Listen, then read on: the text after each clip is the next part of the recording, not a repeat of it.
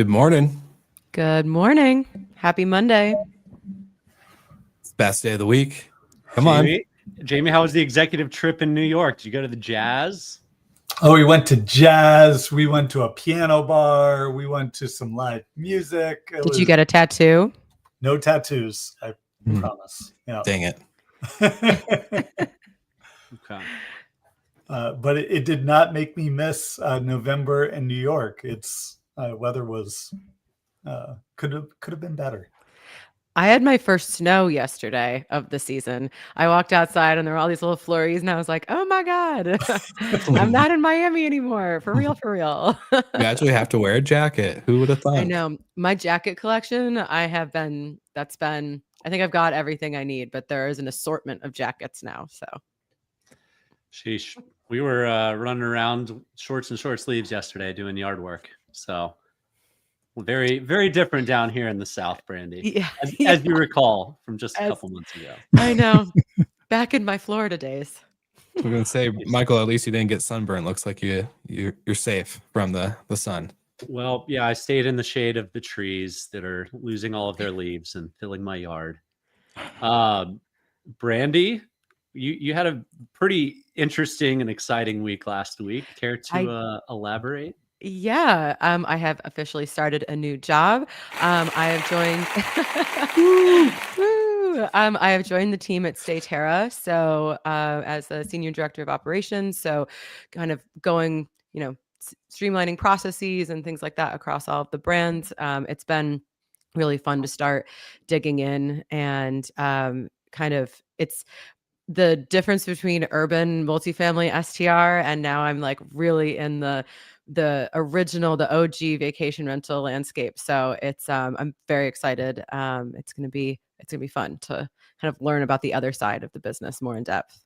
And for all those that don't know, STR is one of the handful of private equity groups in the industry acquiring hyper local traditional vacation rental markets. Yes. Is that right? Yes. Brandy? Okay. So it's part of it's the popular, it's the kind of the thing of the moment, the PE roll-ups. But it's interesting. I was like, oh, I feel like this is going from kind of like bootstrapped operator to a PE backed firm. But it's also like a startup because it's a new company. So it's still kind of in that realm, which is fun. Well, speaking of no longer bootstrapped operators, Perfect segue. Yeah, nailed that one. There were two pretty significant fundraisers announced last week. LocalBird secured $7.4 million. We'll jump into what they do in just a second. And BoomPop raised $25 million. BoomPop is a event planning platform. They say they're AI event planning platform, but I think you have to do that to raise money these days. They are an event-based platform where people can do corporate offsites, events. And that got $25 million. That's crazy. Think about the trends though, right? This is their second raise, right? I believe. They might have done a seed round. It didn't say what round it was. But I mean, you think about everybody is remote these days and you got to bring people together. And it is a painful process. I mean, we've done retreats for many years and even a small 15-person retreat is a lot of work. So being able to take the back and forth and the pricing and what the needs are of each event makes total sense to bring that into a platform because traditionally in hotels, that is a manual process. LocalBird goes back to something that we've talked about as it relates to Airbnb and the strange decision for them not to cut in vacation rental operators into selling local tours and events. So LocalBird fills that need where any events that you sell as a management company, you get a piece of the pie, unlike Airbnb. Jamie? Yeah, I've seen these guys around at the conferences for the past like 3 or 4 years now, and they go and curate the experiences, then make them bookable through your direct booking site, and then you get a piece of the pie of every booking that your sort of guest makes. So and huge and congrats to them of like doing the work to not only find all these local experiences and that can get booked, but then going and finding the hosts and professional managers that can then distribute them. So really building that two-sided marketplace. They Yeah, I was also gonna say- bring a very cute dog to all the conferences. Yeah. I would say they've been around for a while. I remember meeting them at the Book Direct conference in Miami when we were all there. So that was a long time ago. It was like 2021, I think. So Startup hustle is not for the faint of heart. So 100%. big congrats. And now the real fun begins, having investors breathing down your throat. So I love it. I love it. Well, we got two big topics to cover on today's episode around Google kind of making some big AI changes and how they're not becoming an OTA. And for those who are watching, you see me air quote that. For those who are listening, just FYI. But yeah, they are making some changes to the platform and going more agentic, but they say they have no plans to become an OTA, which I kind of think is a little off-putting when you're doing all the changes to look like an OTA and to act like an OTA, but you're not becoming an OTA. I would be curious to hear your thoughts, Jamie, because I know you guys also have, you have your own PMS at AirDNA called Uplisting. So you work with a lot of OTAs. Do you think this is becoming more of an OTA, or what are your thoughts? No, I think I've said this. I've been really consistent on this on the AI agents. They're not trying to become OTAs, and they are trying to aggregate supply and sort of bring forward options for trips, and that those and bookings are either going to go, and they're with like Google Flights. Yeah, they push you directly to Delta, Frontier, and even now Southwest. But with the hotel options, and Google makes a lot of money pushing demand through to the OTAs, through to Expedia, Booking. And I don't see them wanting to, or I'm trying to change that business model. They're not going to go and do the work to make all these and direct relationships happen. And ultimately, they want all these great AI tools to actually drive incremental referral revenues to them. And who are those referrals going to come from? And it's the OTAs. So I'd say you don't bite the hand that feeds you. yeah, their top two, Google's top two ad spenders are Booking and Expedia. So you don't want to bite the hand that feeds you. However, Jamie, of all the AI or LLMs out there, Google is the one that makes the most sense to become an OTA. They already have access. They already know all of the travel data. They've been doing it for years.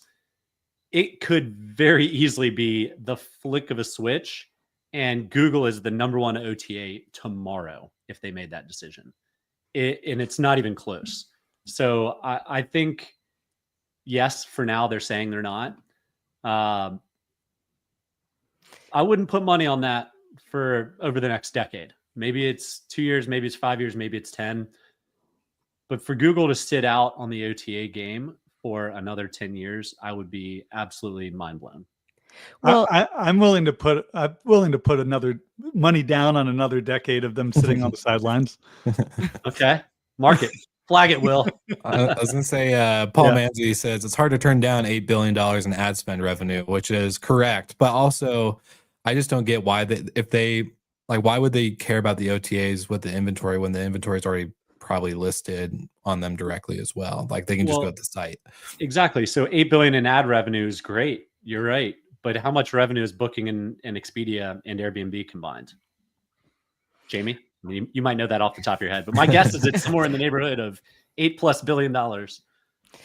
I think, like, are we even going to need OTAs? Like, is that like if these agents can just make it all happen within your chat, like maybe this isn't even the right conversation to be having. And then Manzi was saying that like this meta search, they're a meta search engine, but that line is really blurring. And we had talked offline about AEO, like AI engine optimization, and how we kind of like need to dig into that. But that's just like the next SEO. It's like, how are these companies going to make it so that Google is actually just pulling their information? And, what that does for everybody's direct sites is like another episode in and of itself. But I can kind of see OTAs becoming a thing of the past if Google can just like aggregate everything in its little chat, and then you have your trip booked. Yeah.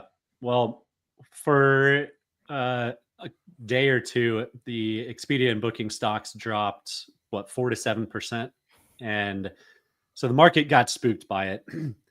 But if you were an AI trip planner, that with the shift from we might become an OTA, never mind, we're an AI trip planner. Yeah. Good luck competing with Google now. So sorry. But then also, I mean, there's been Google has tried to enter the foray into hospitality before with surprisingly limited success, like Google Vacation Rentals and Google Flights is really, I mean, you're not booked, you're just kind of getting to the direct site from there. So they had an opportunity to dominate for the last, 10 years, and they didn't really execute on that as well as they could have. So who knows, those trip planners, they could still have that founder's optimism that they can take on Google, and maybe they can. Who knows? Yeah, but we were also saying backstage too that everyone's worried about being replaced with layoffs and all this other stuff because AI is becoming so efficient. Yet people do all these layoffs and then the AI is not that efficient. And they're realizing like, oh, we still kind of gotta guard this thing a little bit. It needs a lot of hand holding. I don't think AI is there. I know I'm yelling at my chat GPT every day, like, you dumb bot clanker, like you're not supposed to use M dashes anymore. Come on. Like use this word. Don't call it names. It doesn't forget. Yeah, it has a literally infinite memory. So when the bots come for us in 50 years, it'll remember that you weren't nice. I will be long gone before that happens. So I don't expect my life expectancy that far. But yeah, I don't know. That's just my thinking. It's not that efficient yet. So it's still got a long ways to go. But out of all the companies to bet on, I bet Google is the one that is going to be one of the top leaders for sure. So Jamie, 10 years from now, November 24th, 2035, when your oldest is off to college, we will revisit this discussion and see who won. $10 inflation adjusted. Inflation adjusted. I do love in the article, how all these like clips of executives trying to like quell the fears, like, oh no, we're not coming for you. It's like, yeah, they are. Like they're not. I don't know. It's funny to see the forward facing politics, but I bet it's a big business opportunity to leave on the line. 100%. Yeah. Another big business opportunity to not leave on the line is the World Cup. And King of segues today. We saw a down year of international inbound tourism to the States this year. Jamie, that's not going to happen next year, is it? I don't expect it'll be another down year. If we get back to 2014 levels or even 2019 levels, I think it's yet to be seen. But it is going to be a big year for international travel to the U.S. because of the World Cup. So we've got 2 months of games. The bookings have already started to happen. The draw is coming up on December 5th. You guys have your calendars marked. I know a lot of hosts do.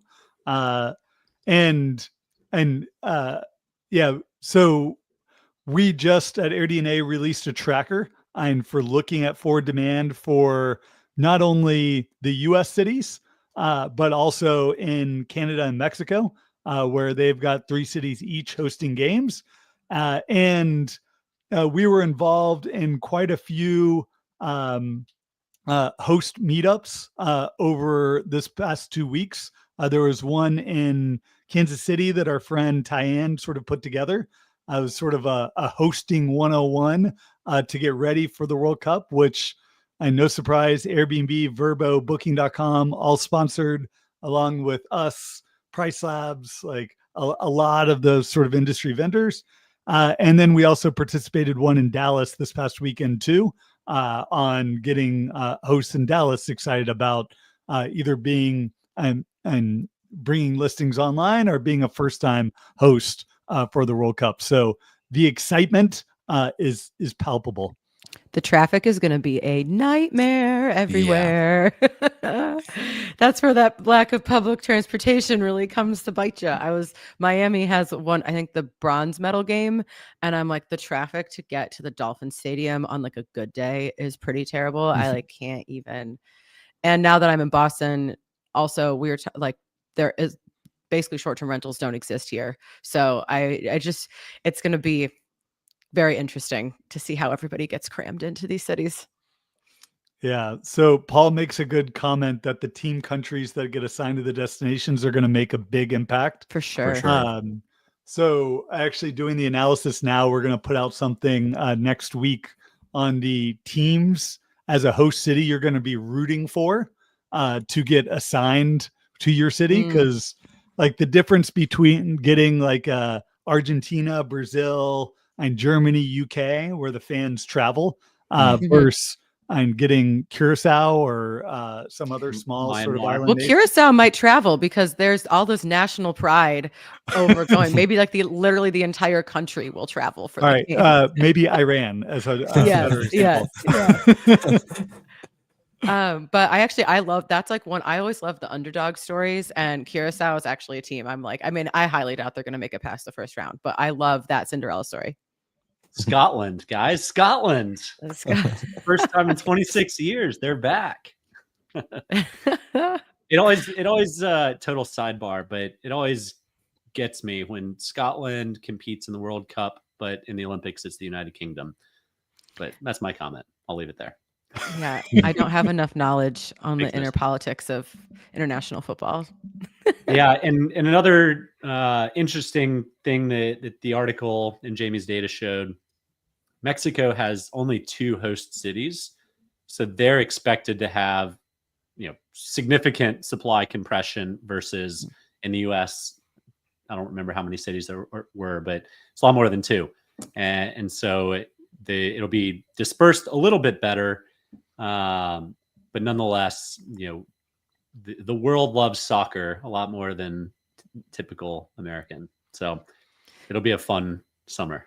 My parents said that when we hosted the Olympics back in like the 90s, they met a German couple and they're like, "Oh, you're going to like follow the team?" And they're like, "Yep, we're going to go like here, here, and here, and we're going to take the train." And my parents were like, "Oh, so you're not going to see all the games?" And they're like, "What do you mean?" They're like, "It will take you days to get between all of these locations." And they just like blew their mind. So if there's any international people listening, definitely look at how long the train times are if that's your chosen method of transportation.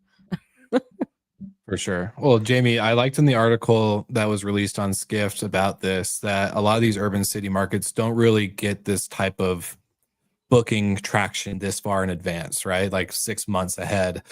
Can you like give us maybe some more insight on what these ADRs are looking like, or what are some other numbers that you guys are seeing over at AirDNA with these urban properties getting booked so far in advance?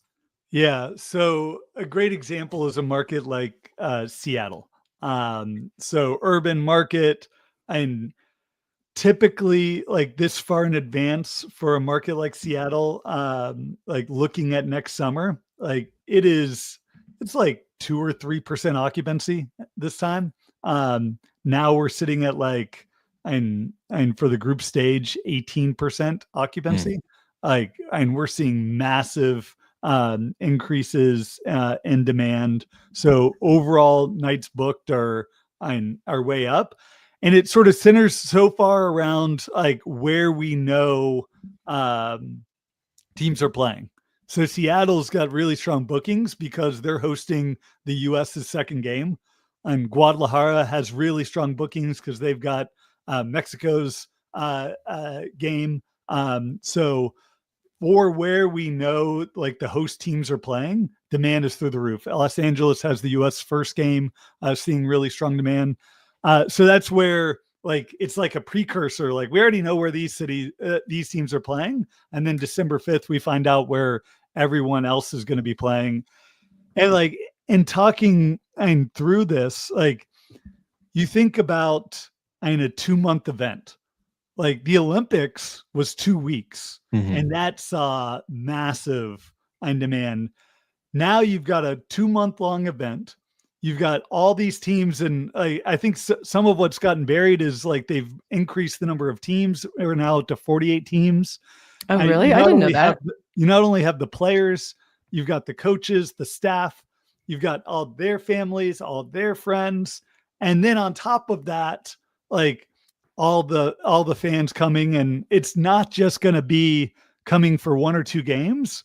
And it's people that are going to be making an entire US sort of trip out of it, whether they're road tripping around, whether they're going to multiple destinations. So it's not just going to be these 12 cities that are seeing the increase in demand. I suspect it's going to be a phenomenon that we see across the United States, and which is why like we created a tracker. It's going to be updated weekly, and where we can really see where all this demand is going, because revenue managing around this is going to be really tough. Yeah, you don't want to leave anything on the table.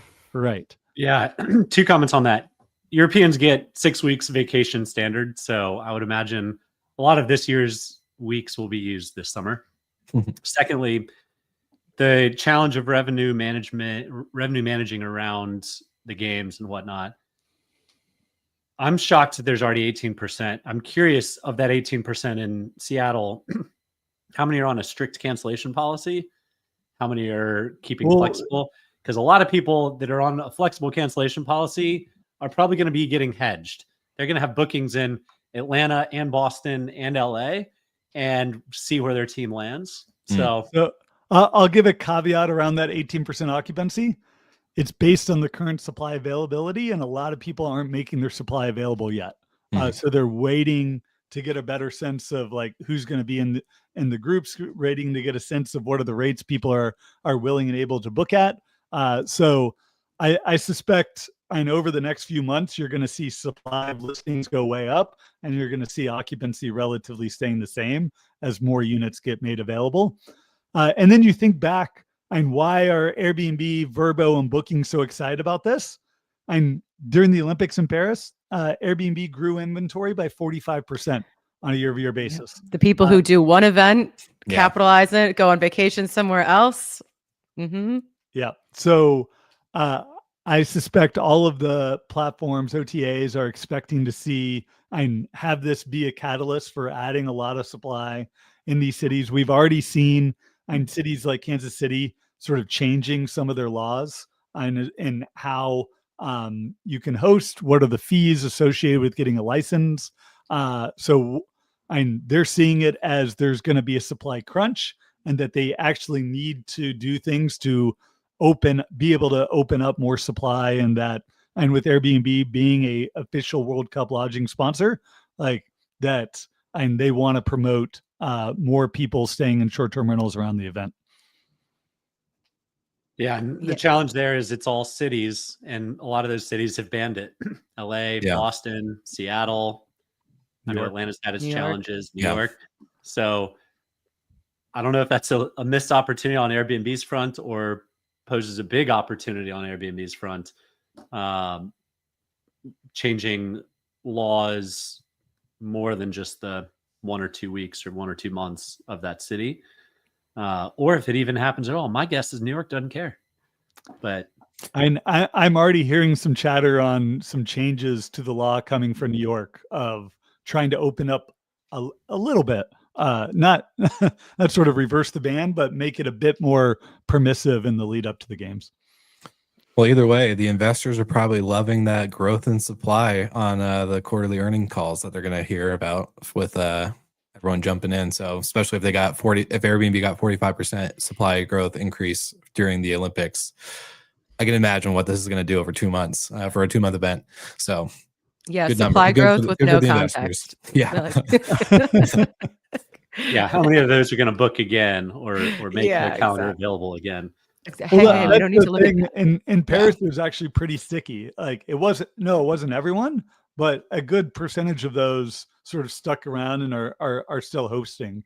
And Paris already has some pretty restrictive laws, but the laws actually work great for a market like Paris, where you can rent out 90 days. Like that's the limit. So for a lot of, in France, which takes the summer off, then your ability to rent out your home while you're not there, you head down to the coast, you have all the tourists coming in and staying in Paris during the summer when you're gone. Like the sort of good use of, and some people leaving, some people coming in, like, let's make the best use of the real estate. It's actually like how all of this, I mean, how Airbnb started, right? Like having people, it's not, all of us professional property managers, it's not as helpful, but for like the people who are actually trying to participate in, maximizing the value of their home, it makes a lot of sense. I was also thinking about Kansas City because a couple years ago there was the Verma Spring Forum there, and which was a Brutal. interesting choice or location. But I was like super impressed with the city. But I mean, I can see why they're like, oh, we need to like really dramatically ramp up supply, because it's not a big city. So it's that'll be interesting. But their airport is gorgeous. So at least visitors will have a nice welcome in. Yeah, maybe not all the cities, but at least that one. I was thinking about, I need to like really figure out when this is on the calendar and then like not be here. Yeah. It's like a catch-22, because it's like, oh, there's probably so many fun, like kind of once in a generation things that are going to be happening. Like the city's going to be like really alive, that it's like, but then if I need to go anywhere, it's going to be a nightmare. Are the vuvuzelas still a big thing on the international soccer stage? Anybody know? I had to Google what that was this morning, Same. so I'm not the person answering. They're a very loud, obnoxious little plastic horn that you used to be able to take into stadiums. Maybe you still can, but shows my soccer ignorance. Yeah, I know. There's someone in Europe like screaming at this podcast right now. Leo, Yeah. love your input. Yeah. Yeah. And also thinking about all the sort of business ideas sort of coming up around the World Cup, like I'm thinking about renting out our home here in Atlanta. Like, man, I would love to, but the thought of sort of packing up everything we would need to be able to and make the home rentable is daunting. Yeah. Yeah. I was going to ask Jamie on December 5th, are we going to have a chart from you that shows like the flat line of bookings and then a big spike when all the teams get announced with their cities? Is that going to be a fun game? We're going to play like who got the most. We're already figuring out what could be the viral image that we sort of release akin to the eclipse post that we did. Yeah, you really set the bar high with that. Yeah, it's like, what are you going to do? How to get that viral moment? Yeah. How do we beat 10 million views on Twitter? I know. Jamie's PR team works hard. If you thought you worked hard, they work harder. Yeah. So just know that. The AirDNA team is crushing the PR. No, we're already if anyone has any ideas on a great data visualization, let me know. Slip into the DMs. Have a soccer ball going to a goal. I don't know. And we have some clarity from Mike and Paul that vuvuzelas are no longer a thing. So that's exciting. Listen, you were almost relevant. So close. So good. So good. Well, that concludes today's episode, at least in the term of topics. And one of the fun and exciting things for this week is that we are in the week of Thanksgiving. So, one, thankful for all three of you. You make life so much fun, especially on Mondays, even if we are a little grumpy or haven't had our coffee yet. But I would love to hear what you guys got going in. Yes. Okay. Thank God. We all got coffee except for Michael. What do you guys got planned for Thanksgiving? Any traditional plans that you guys normally do? Or are we doing something new? Brandy, you're in a new location. So kind of I don't have to fly. I'm going up to my camp in the Adirondacks where we go every year. And Thanksgiving is like a Tuesday to Sunday event. Like even Thanksgiving Day is just like, you kind of have to do the classics, but the real fun is like all the stuff we're going to cook around that. We're going to have outdoor picnics with all my extended family, hiking, and cozy vibes inside the camp. So I'm very excited. I like that. Snow sounds like. Yeah. And snow. Enjoy that. Most of my family is in Auburn now, but we'll be popping up to Atlanta for the day to see a little bit of extended family. But otherwise, excited to have a few days off with the kids. And I've got my brother and my best friend are coming in town, so we're gonna have a good Iron Bowl weekend, and we're going to beat Bama. Just going to say it. I'll predict it now. It's going to happen. I was Wow, waiting so for it. many bets happening on this episode. Hey, feeling froggy. What about you, Jamie? Yeah, we're gonna be in Atlanta, hanging out. We rented out the cabin for the Thanksgiving weekend. Too much revenue to turn down, not to rent it out. So yeah, kids are off. We'll be hanging out, playing games, going hikes, things around the city. Love it. Love it. What about you, Will? Yeah, I'll be staying home. My parents retired this year and moved to Florida. So instead of going to Seattle, back where I grew up in that area, I decided I'm going to wait to go visit them for Christmas. So more of a Friendsgiving, chill, go hiking, spend time in the Touch dirt. mountains, touch dirt. You know how it is. Nice.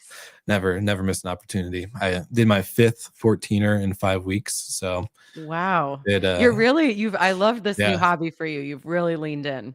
look, when you spend as much money on all the gear, you gotta do it. Spending You gotta money on force it. gear is one way to really make sure that you have a financial incentive to go out every weekend. 100%. But I feel great every time I get back and I'm sore. So I like it. Yeah. I'm enjoying it. But thank you to our live viewers for tuning in. Paul Manzi, as always. We got Terry White even sharing a fun Skift article about Booking.com on the risk of ChatGPT and AI. And then, of course, Mike Nordy. Thanks for joining in on this Monday. We haven't seen you on the pod in a long time, so appreciate all your guys' comments. For the listeners, make sure you like and subscribe to your on your favorite podcast channel, wherever you get your pods. And of course, if you want to check us out on the video version, you can go to YouTube or LinkedIn, because we stream right to both platforms and you can live engage with us each and every week. And don't forget, our hotel crew goes Wednesdays. But until then, we'll see you guys all next week. Happy holidays.